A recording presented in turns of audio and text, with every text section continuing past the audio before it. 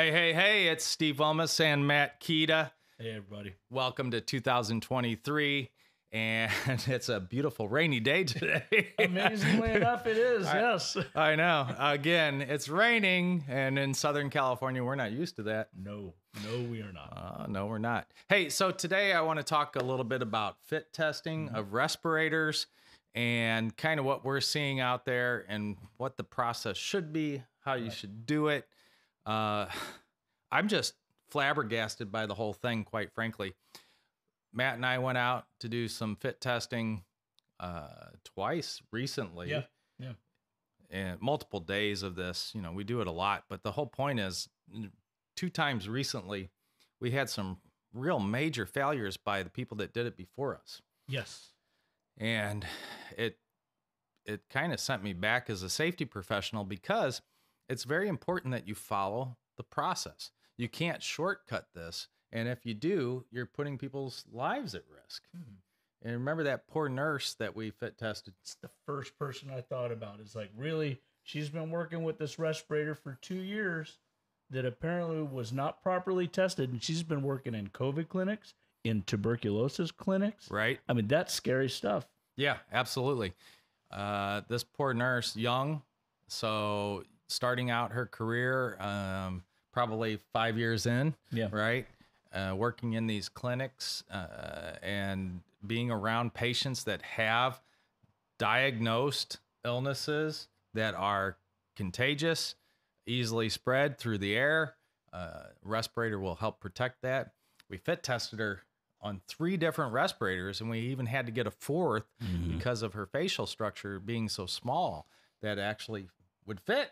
Right. You know, and I know you're probably looking at me going, oh, yeah, sure. You know, it's your yeah. guys, you guys. No.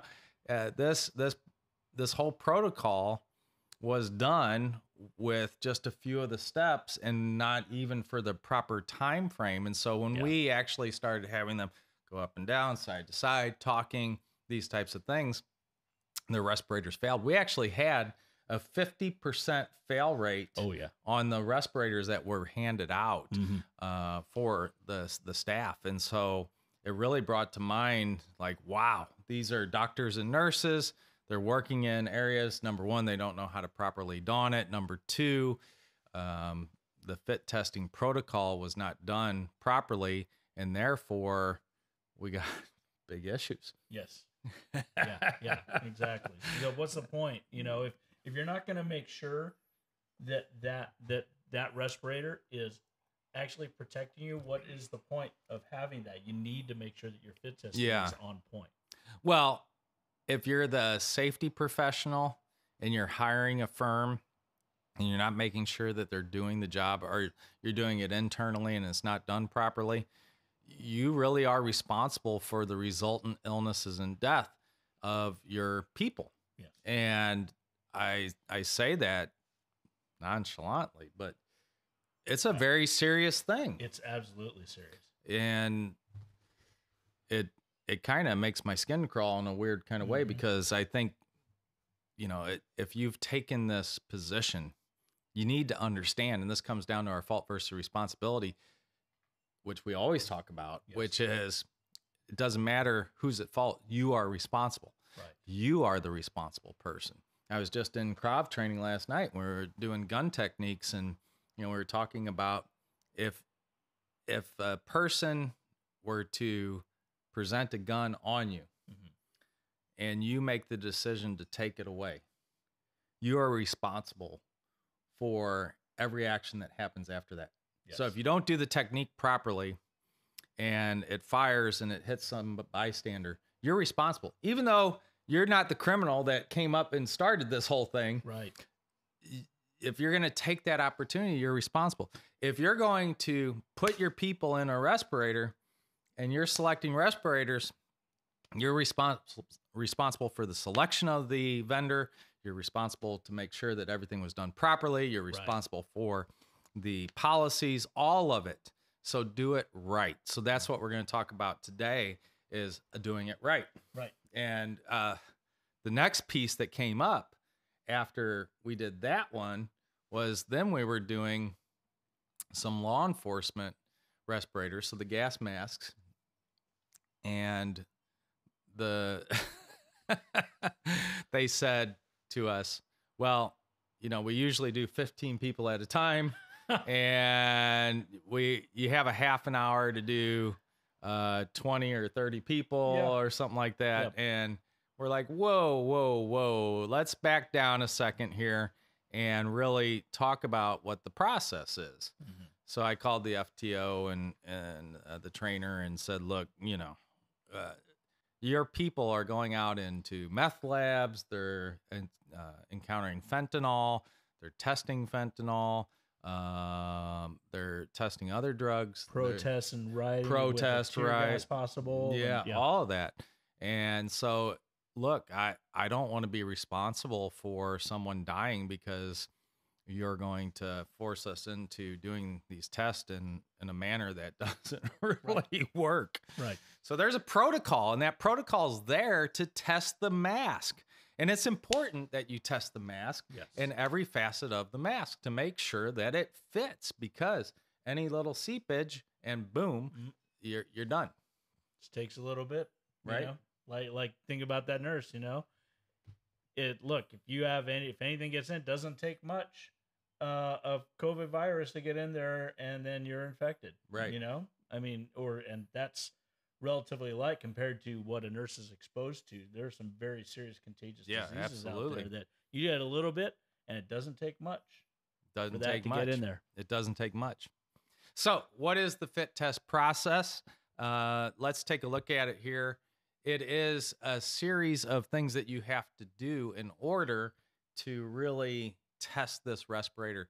So the bottom line here is these are the overall steps, right? So these aren't the exercises. We'll get into those in a minute, but prep the respirators, right? Each person that comes in needs to prep their respirator. They need to make sure that it has been cleaned, right? So many times we see this too, right? They come in and they got it in their back pocket, or it's just sitting out, or, for those ones that they can hang there, or it's been sitting in a bag. It's down in the bottom of the trunk in the back of the cruiser, right, with a bunch of other gear on top of it. It's been crushed. Right. Right. Sometimes canisters aren't in there. So they got to get that ready. The next is you got to sensitize, make sure that they're that they have sensitivity to the agent that you're testing, right, Matt? Right. Yeah, you can't look if they're not sensitive to whatever chemical you're using, then you're not going to be able to actually conduct that test. You're not going to be able to get the reaction that you need to, because these we're talking about the qualitative testing as opposed to the quantitative. Yes, absolutely. Testing. Qualitative requires, on some level, you're required to see and view the response of the candidate, right, and understanding from them if they are sensing that chemical. If they are not sensitive to the chemical, they're not going to tell you that they've actually smelled it. They're not going to be able to. So yeah. So sensitivity test is absolutely critical, and it is amazed to me that I think it was suggested at one of ours recently that they didn't remember having that step. Yeah, they didn't do the sensitivity test.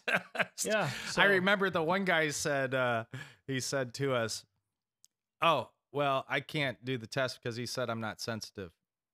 Who said you're not sensitive? Right. Who said that? Because we haven't even done it yet. Yeah, right. It's like, just relax and calm down over there. I like the other ones too, especially when you're doing the smoke. They're like this. Trying to get away from it. And so I usually have them close their eyes, and then I wait when they start to hold their breath. I let them wait until they get ready to take that deep breath, and then I put a little bit of the smoke in the air. And a lot of times they hate it, but I like the guys that are like, yeah, I'm sensitive. Right. Okay, no, you're not. Yeah, so we'll do it again to see if they get a real reaction. We had, believe it or not, on the irritant smoke, we had a couple that were not sensitive to it. Yes. And over the course of the days that we were doing it, I started to get less and less sensitive to it. Yes. Yeah. Yes. Me too. Even though we were wearing our respirators as we were doing these tests. But, that's a very important aspect to this process. You have to make sure that they're sensitive. Otherwise, if it leaks into the respirator, you'll never know. Yeah. Right? Exactly. So after that, you have them don the respirator and do the seal check. And when you do that, then they are supposed to do that on their own without any help from us. That was exactly the point that I was thinking about. Is they need to demonstrate this, and this is in the protocol for fit testing. Yes. They need to display a clear understanding and knowledge of how to don the respirator, how to seal check it, how to basically use their respirator, and convey to us that they are able to do that. Yes, or absolutely. to the tester. Right, and so many of them, they would do the inhalation, and then they go, "Yep, I'm good." Yep, exactly. Okay, you got to do the exhalation as well. You got to blow out and make sure that that happens. If you don't, it's not a proper seal check. And then we run into the test exercises themselves, which we'll go into, and then take the respirator off. And guess what? Everybody's favorite part. Oh, not again. You got to do the sensitivity test again to make sure that they didn't become desensitized during the test. Again, the whole point is to determine whether or not that seal around the respirator is holding throughout all the exercises and that there's any leakage. Right. If they can't identify or have a reaction to the agent, well, then it's no good. And let me tell you, I love the irritant smoke way better than the Bitrix. Ooh. You know, as the person doing the testing was not fond of the taste that conveyed into all my food for a couple of days. Yeah, at least, I mean, even though we were wearing testing. gloves, if you're doing 70 fit tests per day and pumping, 5, 10 of these multiple times throughout the day, it's like, this is crazy. So let's look at the seal check process again. Make sure, like I had one guy that was having some leakage and his cartridge wasn't even tightened all the way. So you got to tighten your cartridges if they're screw in or twist on, whatever they may be. If you're using a gas mask and you got the twist in, combat style, then of course you got to tighten those up, tighten the straps. Yep, exactly. And that works both on the simple with the KN95s or as well as the full gas mask. Obviously, the gas mask is a much more involved strap assembly. So when you're going there, you're going to you have four different connections that you can work with to make that work. But it's even important with the KN95 because how many times did we have to reverse the straps or tighten it up so that it comes up and really provides a proper seal around your mouth. Yeah, and a lot of people miss that you have those little staples and you can pull to tighten there too, right? So making sure that you have that nice and tight to your face, creating that seal. You got to cover the inhalation valves. Yes. And on some of the gas masks, the exhalation is so large that you can't actually get a seal on it. Same thing with the canisters. Yeah. So sometimes, you'll do it without the canisters in there first just to make sure that the seal works. Check it again with the canisters, stuff like that. Yeah. Breathe in, cover your exhalation valve. Again, making sure that you got that covered. You should feel a little bulge there, right? And a lot of times you can see it bulging. Yeah, you can see it. And that's what you're looking for, some kind of a reaction inside your mask when this happens. So you're holding it, you're drawing it in, you're going to feel that mask. If it's properly sealed, you're going to feel that mask tighten around your face. Yeah. And then, of course, exhalation. You're literally, if your mask is properly sealed, it's holding that air in. So when you exhale, then it pushes the mask out. You can sense it. And that's what you're looking for when you're trying to do seal check, that portion of the seal check. Right. Just think about a swim mask, you don't want any water leaking in. You want it sealed up. Yep. Usually yank it really tight, get it on there, that kind of stuff, and then breathe out. So that's the seal check process. Pretty basic, very easy. Everyone should understand that. If they don't, you're not supposed to help them. Yes. They need to go back through training is the real thing that they need to do there. So remember, you're not providing instruction. You're conducting a test. Okay. Yeah. And I know we all want them to pass and we all want them to do it, but some of these folks aren't wearing the respirator on a daily basis, especially in law enforcement.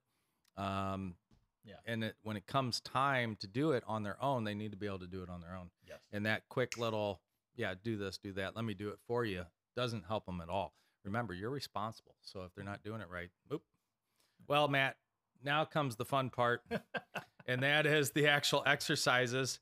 And I think these are always really fun. Always. As someone that's doing this repeatedly over and over and over, we try to design different things to help with it, like a little video. If they can't keep their eyes open, though, then they can't see the video. So you have to have good audio with that. Yes. You can't just have graphics.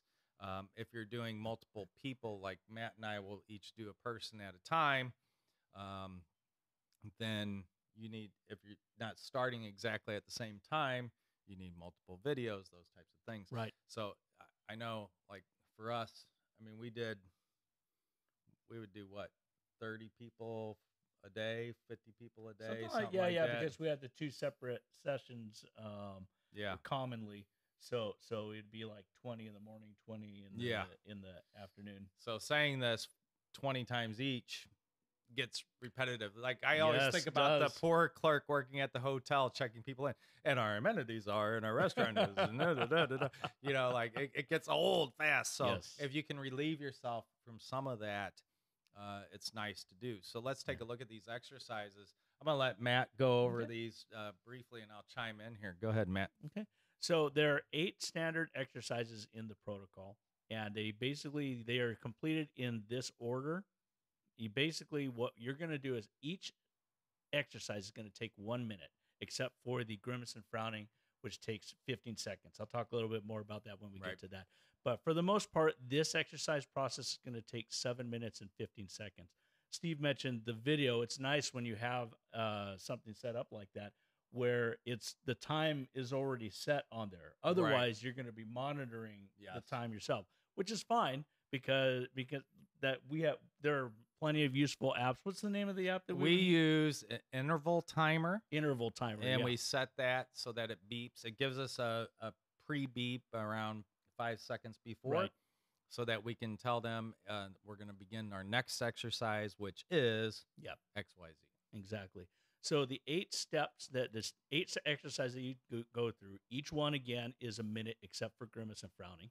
You start off with normal breathing. So they'll stand there, normal breathing, just breathing in, breathing out.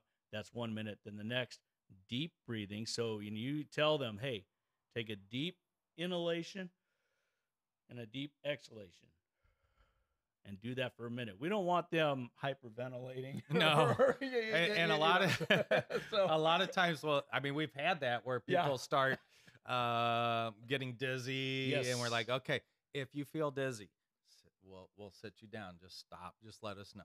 Right? We don't want you passing out. I don't want anyone falling and hitting their head. When we do the deep breathing, I tell them, I want to see the belly and the chest moving. Right. I want to see it in and out, in and out, in and out. Right. So not just, I'm doing it. Right. And a lot of times, especially during these first couple exercises, I talk to them about, hey, how does your mask feel? Are you comfortable? Are you breathing comfortably?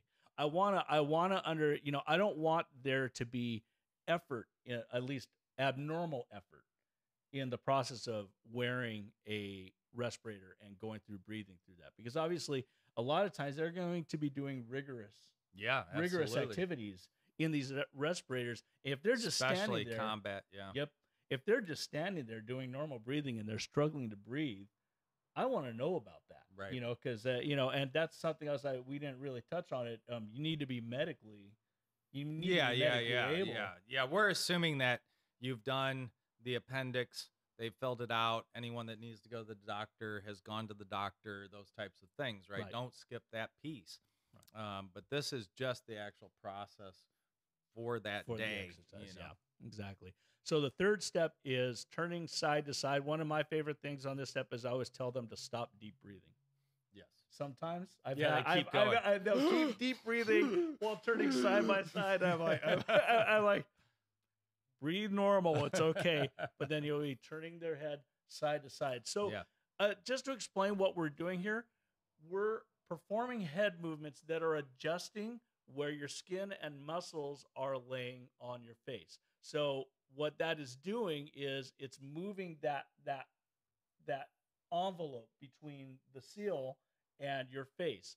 If it's holding properly, it should still keep that agent out. You know, move with it. If it's not, but that's the point of these motion exercises. So you do the one is side by side, just like that. I'm doing it super fast. I actually tell them, just go slower. I tell them go at their own pace, side to side. I also say chin over shoulder. So I want them to do a full rotation as much as possible. Sometimes, like on the Avon masks, you know, the canister is off to the side, so sometimes they can't, especially with all their gear. That's going to be how it is out in the field, so that's fine. But I want them to try and get side to side. It also, they're also like, oh, my neck is tight. I need to start doing some stretches. Exactly. Well, after the side by side, we do the head nod. So you look up and look down, and just as Steve mentioned, you're going to want to go enough. Unfortunately, maybe they might start to feel it again in their neck, but you're going to want to look at like where you're looking straight up, and then as much as possible looking straight down. You want that full motion. Right. One of the areas I often see in the mask is right here. Exactly. When you're looking up, that's definitely a potential trouble spot. Yeah. So, I like to, again, you're supposed to get the smoke all the way around the mask, right? You'll see a lot of guys just kind of go under. Well, okay, that's fine as long as the wind's blowing that direction. Because again, you got to be out in a space. You can't be breathing in smoke all day long. Right. You have to have some fresh oxygen coming through that filter. Right. So if you're just doing it underneath the mask here, that you need to kind of go all the way around. Yes. And provide that. And a lot of times I'll do a circle, and then I'll hit certain points, like you say. Yep. When they're in this position, I want to make sure that I get enough smoke under there at the proper levels that they can test that, right? Make sure that seal's there. Right. Then the next step is bending over at the waist. So this is, again, a situation where usually they're like, really bent over at the waist. Yes, just get it. This is the most intrusive physical exercise you need to do during this. It's the good morning. Good morning. Yeah, exactly. All the way over. This is the one where, when you get to my age, this is when you find out you have a back problem. Right. but for the most part, it's really simple. It's just, like Steve demonstrated. It's just bending over and back, come back up into a stance. Obviously, again, this is a motion that we're trying to basically create gaps in the mask, or at least show that the mask can hold and not have those gaps holding in this motion. Yes. Then the next one is the fun one, which I know when we have the eyes closed is kind of a problem. The rainbow passage. You might be wondering, what is the rainbow passage? Yeah. Well, I found a pot of gold at the end of the rainbow, this type of passage. And it's not been updated for the pronouns and gender fluidity and all that kind of stuff. This is not the only required passage that you can use. You can change it around a little bit. Understand, though, that the purpose of the rainbow passage is to get the movement of the mouth from different words that are pronounced. Yes. So the O's and the W's and these things. So if you are going to select something, make sure that you're not changing it too much. It's better to stick with what OSHA requires. I could go on and on about their gender issues. Right. Like, why do we have restrooms that are only... it says because of pregnant women, so what, men don't get restrooms now? I don't know. But anyway. As long as I have somewhere to go, I'm good. Yeah. The other thing there, like I said, you don't have to use the rainbow passage. You can count backward from 100. Yes. That one's allowed. I always tell the folks that are doing the testing, I don't want to hear it like this. I want to hear you, especially in law enforcement. Imagine that you're projecting a command to someone. Get down. Keep your hands behind your back. You need to be able to hear them.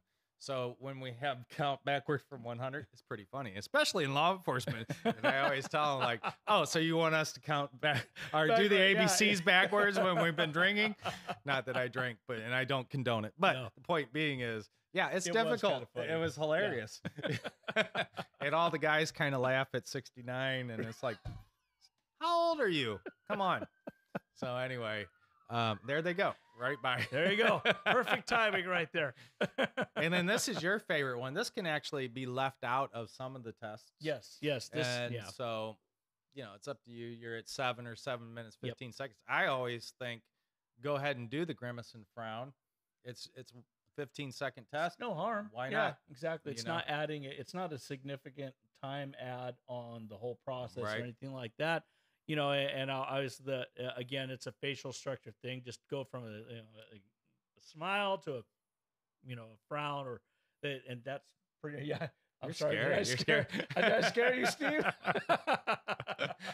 But I mean, just doing that repeatedly, and that takes care of it. And it's only 15 seconds. I honestly, if I had to do that for a minute, I think that I'm glad that it's only 15 seconds, but it is a significant facial motion. And it's one that you can expect somebody's going to have to do under a respirator. So it's an important step. Right. And then the last step, which is kind of similar to the whole second sensitivity test that we do, is kind of a back to normal. Yep. So is it, okay, we've done all these exercises. Now repeat exercise number 1. Stay still, normal breathing. Are you still unable to detect the agent? Right. Are you still comfortable? Ask those questions at the end again to make sure that they're still doing okay, that they're breathing okay, and that everything is fine. Absolutely. Yep. And then you're pretty close to done. Yeah. You have them take off their mask, and guess what? Do one more sensitivity test, which everyone loves. His favorite part. And, then you're good to go. So we only had 2 non-sensitive people.